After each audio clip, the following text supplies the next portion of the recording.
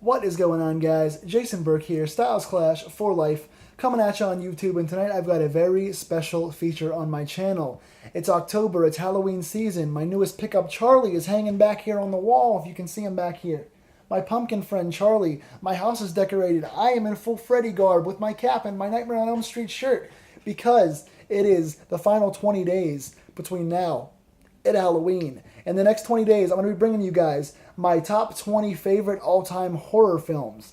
This is going to be impossible to do. It took a long time to cut this down to 20 films and to rank them. And again, this is not the 20 best horror films of all time. It's not the 20 best in a certain genre. It is just my 20 personal favorites. And again, this list is very kind of thrown together because there are so many films that I love and had to keep off this list. So don't fight me in the comments. Don't tell me that I left off certain films. Don't tell me, that I'm a criminal for misranking something. I'm just giving you guys my personal top 20 favorite Styles Clash for Life, Jason Burke, horror movies, starting at 20 and building up to 1. For the next 20 days, once a day, I'll be uploading a video counting down from 20 to 1 and my all-time favorite horror films, ending with number 1 on Halloween night for you guys on my YouTube channel. So comment down below with your lists and your favorite 20 films and what you think of each one that I have done here. Now, I'm not going to lie, from like 20 to about 16, the next 4 films that I post about are very controversial because they're not considered classics. 1 through 16 on my list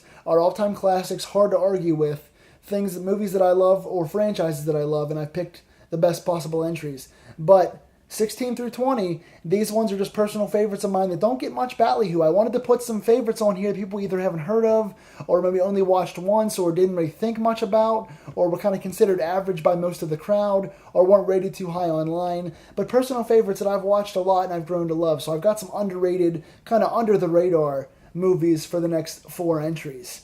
I'm starting this one off with my 20th favorite all-time horror film, and again, this was tough to rank, guys, so don't give me too much crap for it, but Case 39 is the one I've listed here. Again, you're probably thinking, what the hell is that? Top 20 all-time? Are you kidding me?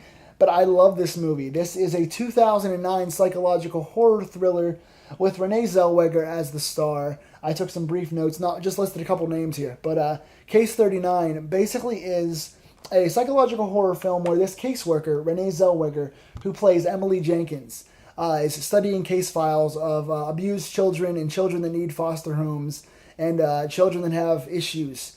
And she comes across the case of Lilith Sullivan. Lilith Sullivan is the kid, and she's played by Jodelle Ferland. I don't know who that is, but she played it wonderfully.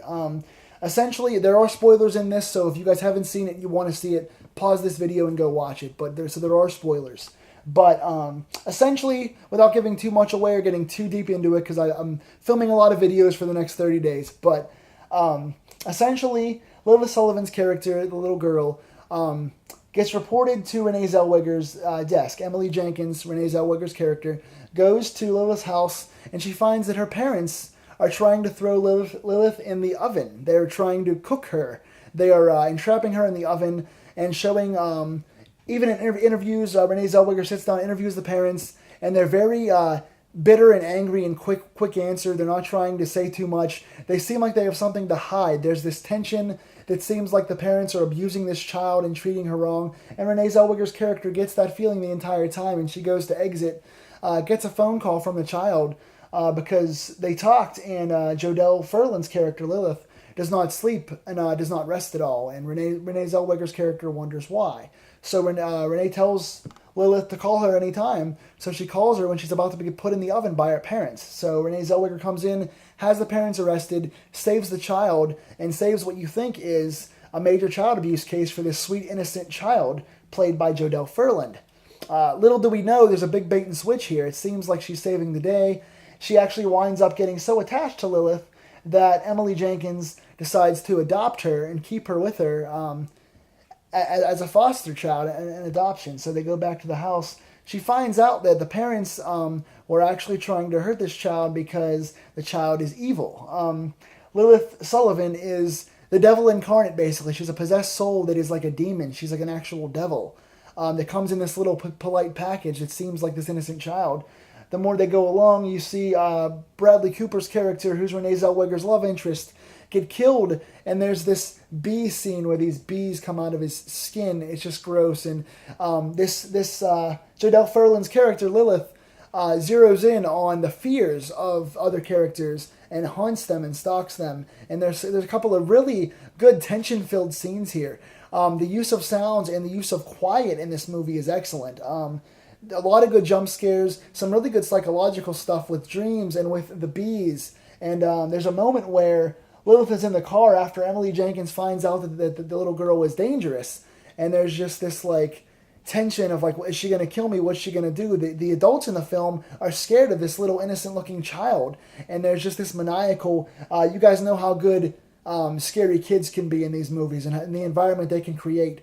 And this is one of my favorite scary kid environments of all time, up there with like The Shining and stuff like that. This is just haunting. Again, the use of like the smiles from the character. Jodelle Ferland is excellent in this. There's tension the entire time. There's like good psychological moments where they use the fears to kill people, like Bradley Cooper's character.